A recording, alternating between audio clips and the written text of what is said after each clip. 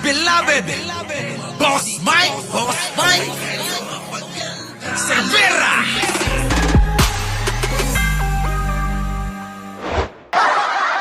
Abay, magugulat kayo sa balita na ito. Matagal na pala na plano ni Sara. Nakakabit pa siya kay Pangulo, pinagpaplanuhan niya na kung paano tanggalin at mawala at ma-impeach si Pangulong Bongbong. Grabe ha, Sara, may maitim ka ng balak, matagal na. At ito pa mga kababayan ko, halak ka Duterte, kinurakot ang mga tren na binili. Kaya pala mga kababayan, biruin ninyo hindi pa natatapos yung dadaanan, meron ng tren. Oo, hanggang inabot na lang na masira yan. Grabe, no? Ang klase itong mag-ama na to, mga kababayan. Walang ginawa kundi mangurakot ng mangurakot eh. So eto na mga kababayan ko, pasok na natin agad. Oh, urakot ni Digong. Oh. Sa pagdinig sa Kamara na ang mga biniling bago ng gobyerno noong 2017 para sa LRT1 Cavite Extension ay may tagas. Pinuna rin ng mga mambabatas kung bakit bumili na ng mga bagon kahit hindi pa tapos ang mga riles. Pili ko ang gobyerno, no? Kita nyo mga kababayan ko, Hargon, ngayon ka lang nadalaw dito. Kita mo mga kababayan, hindi pa nagagawa yung Cavite Extension na tren. Mga kababayan, nandiyan na yung bagon. So, ang nangyari, minadali ni Digong ito para magkaroon ng ng kickback. Ayan, nangyari, kita nyo? O sino na problema dito? Si Pangulo. Bakit? Lahat mga kababayan may problema yung bagon mga natagas yung mga langis. Paano ngayon to magagamit? Di ba mga boss? Tapos sasabihin ni Sara, anong nagawa ni Pangulong Bongbong Marcos nyo? Si Duterte marami. Oo, maraming kinurakot. Yun ang gawa nun. Parang ikaw lang, Kita nyo mga kababayan, pakinggan nyo, Lumabas sa pagdinig sa Kamara na ang mga biniling bago ng gobyerno noong 2017 para sa LRT1 Cavite Extension ay may tagas. Pinuna rin ng mga mambabatas kung bakit bumili na ng mga bagon kahit hindi pa tapos ang mga riles. Kita nyo, saan ka nakakita mga kababayan?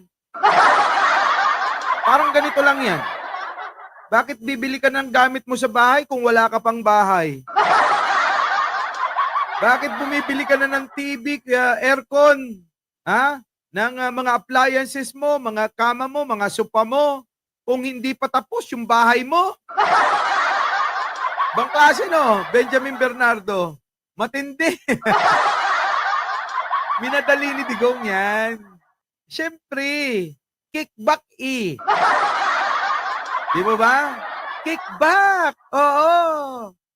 Kita nyo mga kababayan ko, mamadaling bang bumili ni Digong? Kung hindi kikita yon? Ang tindi ng korupsyon ni Digong, mga kababayan. Ngayon alam nyo na. Di po ba? Ang tindi talaga. Ibang klase nito. Ibang klase ni Digong kaya ikaw, Sara, wag kang kuda ng kuda. Kuda ka ng kuda kung ano sinasabi mong 16 na trilyon na yung utang. Utang ina mo. Diba mga kababayan? Utang ng ama mo yun.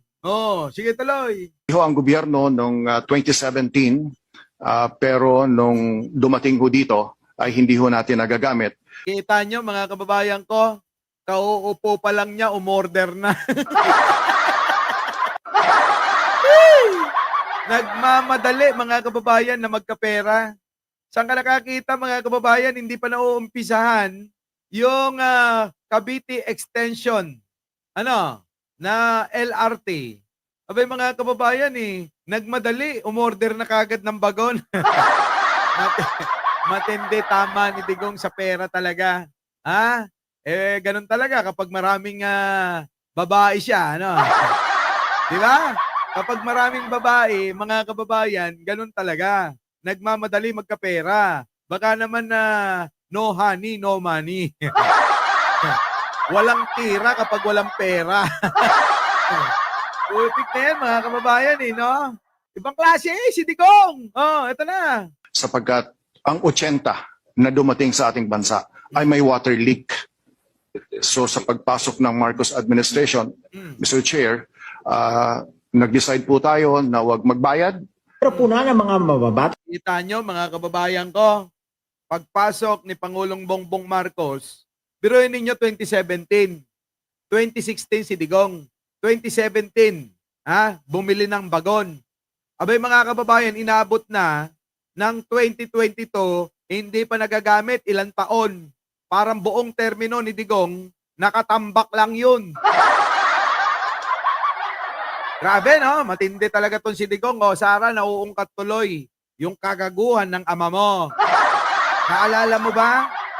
Yung tulay na ginawa ng tatay mo, tulay ka ng tulay, hayop ka. Ano yun, Boss Mike? Anong tulay yun? Yung tulay na ano? Hindi yan tulay. Yung tulay sa Kamuning ba? Kung tawagin nila Mount Kamuning. Oo. Nasaan yun? Nandali, hanapin ko lang. Kung nasan yung Mount Kamuning na yan. Grabe, no? Turuin ninyo mga kababayan ko, ha? Oo. Ayan, no? Oo. Yan. Naalala nyo ba yan? Hanap ka ng hanap ng tulay. Yan, tourist spot. Oo. Alam mo ba na naging tourist spot yan? Yan, no? I love, love the Philippines, Eka, Welcome to Mount Kamuning. Ito, the best na tourist spot. Gawa ng tatay ko, sabi ni Sarah. Putik na yan, mga kababayan. Sino nakakadaan sa EDSA? Diyan po sa Kamuning. Oo, daig nyo pa tumawid ng bundok ng Apari. Yan mga kababayan. Biruin mo, gumawa ng tulay. Abay, sintaas ng bundok. Ngayon, ano nangyari dyan? Binabash yan lagi, mga kababayan. Paano mo naman gagamitin yan? Abay, pagtawid mo, mga kababayan, kailangan mo magpa-ospital. Kawawa naman yung mga senior citizen. Kasi yung mga tulay na yan, para safe yung mga tumatawid. Hindi tatawid sa kalsada kasi delikado. Mga kababayan, kung may edad-edad ka na, may hika ka, sigurado pagkatapos ng tawid mo, diretso ka sa ospital. Yan, yung mga gawa ng tatay mo, hayop. Kung hindi magnakaw, puro katarantaduhan. Kung hindi babagsak, pahihirapan. At meron pa nga yan, mga kababayan, sa Davao mismo, isang tulay, 5 namatay. Kagagawa lang, mga kababayan, paggawa ng tatay niya, tulay, 5, nabagsakan, katatapos lang gawin, 5 tao namatay dahil nabagsakan. Tapos kung makapintas ka sa San Juanico, na ilang dekada na napakinabangan ito. Di po ba mga kababayan ko? Ilang dekada na na napakinabangan niyang San Juanico. Tapos eto ka. Walang iya ka talaga no? Eto pa. Balikan natin tong inang bagon na in-order ng tatay mo. Pakitanong nga kung magkano kinita niya. Tanungin mo tatay mo. Sabihin mo, Digong, President Duterte. Magkano ba kinita mo dun sa bagon? Sasabihin at sasagutin ka nun. Sasabihin nun, barya lang yung ninakaw mo. Sa akin, trilyon-trilyon. Ikaw, ang bobo mo talaga. Milyon, barya na nga lang yung ninakaw mo, halatadong-halatado pa. Di ba mga kababayan? Yan! Yan yung mag-ama na yan, mga kababayan. Oo, mga magnanakaw. So, eto na mga kababayan, balikan natin. Sa pagdinig sa Kamara na ang mga biniling bago ng gobyerno noong 2017 para sa LRT1 Cavite Extension ay may tagas. Yan, may tagas, hindi magagamit. Sira. Oo. Paano ba naman, itambak ba naman ng buong termino niya yung mga bagon na binili niya? May masabi lang na binili para masabi na may proyekto, mga kababayan, hindi naman napakinabangan. Nandun, pwede nang kapitan ng talaba. Ay, nako. O sige tuloy. Buti na lang magaling si Pangulong Bongbong. Pinuna rin ng mga mambabatas kung bakit bumili na ng mga bagon kahit Ito po yung trend, Buntilaw, bagon, ibig sabihin nun, yung bang trend sa LRT. Yun, yung mga umaandar na yun yung bagon, ha? O, tuloy. hindi pa tapos ang mga riles. Bili ho ang gobyerno Kita nyo, bumili na ng bagon, hindi pa tapos ang riles. Ang nangyari, si Pangulong Bongbong Marcos ang tumapos. Bakit? Sa loob ng termino niya, hindi natapos yung riles papuntang Cavite na para dun sana itong mga trend na ito, itong mga bagon na ito. Yun. Tuloy. noong 2017, pero nung dumating ho dito ay hindi ho natin nagagamit. Kita nyo, 2017 pa. 2017, mga kababayan. Pero nyo yun, 2017, ilang taon na? Magdadalawampung taon na nakatenga. Mga kababayan, hindi, ilang taon na? Magsasampung taon na, 8 taon na, mga kababayan eh. 8 taon nang nakatenga yon. Ang tagal na, 8 taon. Biruin ninyo, 8 taon na tinengga ni Digong. Buti na lang si Pangulong Bongbong. Nandyan. Tuloy. Sapagkat ang 80 na dumating sa ating bansa ay may water leak. Kita nyo, 80 yun. Ang dami, mga kababayan. Ang dami niyan. Baka akala nyo simpleng milyon lang kada isang bagon. Hindi ho, Hindi ho. Daang milyon ang halaga. Sige tuloy. So sa pagpasok ng Marcos administration, Mr. Chair, nag-decide po tayo na huwag magbayad. Propuna ng mga Buti naman. Kasi nga may problema. Paano mo naman babayaran? Di ba? Bilyones yan, sabi ni Benjamin. Tuloy. Kawawang bansa. Kawawang mga kababayan. Kaya nga, mga kababayan ko sa totoo lang, pinahirapan po kami ng administrasyon ni Digong. Hindi po kami nairaos. Talagang ngayon lang ni Pangulong Bongbong rumaraos ang mga Pilipino. Sa totoo lang po sa totoo lang. mababatas, bakit pumili na ng mga bagon kahit hindi pa tapos ang mga riles? Oo nga. Yung may mga Saan kayo? Ulitin natin. Saan kayo nakakita na hindi pa tapos ang release, may bagong ka na? Di po ba? Sisimplihan ko uli. Mga kababayan ko, bumibili na ho kayo ng mga gamit nyo sa bahay, bumibili na kayo ng aircon, TV, sopa, lamesa, mga ganon.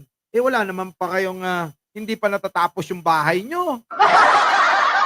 Plano nyo palang magpatayo ng bahay, meron na kayong mga gamit na nakaabang. Nagkaroon ng problema, mga kababayan. Di ba? Inuna yung, syempre, bisyo. Maraming babae si Digong di po ba? Hindi natuloy yung pagpapatayo ng bahay. Ano gagawin nyo sa mga gamit nyo? Ganun ho, kasimple. Huwag ka munang bumili hanggat hindi mo natatapos yung release. Kasi mga kababayan, si Digong dati, gusto lang magpasikat na magpasikat May masabi lang, mga kababayan, na meron ng mga trend. Yun. Pero wala pa namang paggagamitan. Yun. Nagmadali yun. Sa tingin ko, kasi kailangan ng pantustos sa mga babae. Awawang Pilipinas. Ano? Tuloy. bagon na nga, pero wala pang paggagamitan. That is why I've been asking, bakit nagpropagon na nga, pero wala Bagon kahit hindi pa tapos ang mga riles. about this. Yung may mga bagon na nga, pero wala pang paggagamitan. Kita nyo, may bagon na wala pang paggagamitan. Saan kayo nakakita niyan?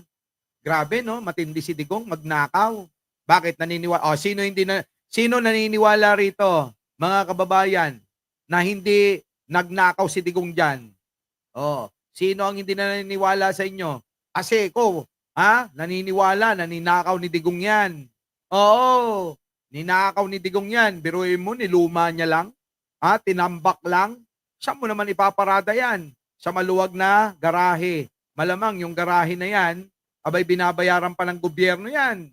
Diba? Doble-doble gastos. Pero si Digong walang pakialam doon. Bakit? Kikita ng malaki yun. SOP ba? Kickback. Ganon. Kinikback ni Digong. Tuloy. That is why I've been asking, bakit nag-procure ng 99.something%? Wala pang paggagamitan. Gusto ng mga 99.9%? Abay, kabuuan na. Ha? Halos buo na mga kababayan yung in-order niya. Ba? Ibang klase si Digong. Uy, Digong! Yung totoo, magkano kinita mo dyan? Tingin nga. Ano, Sarah? Yan ang sinasabi ko sa'yo, tatanga-tanga ka. Our beloved Boss Mike Cervera.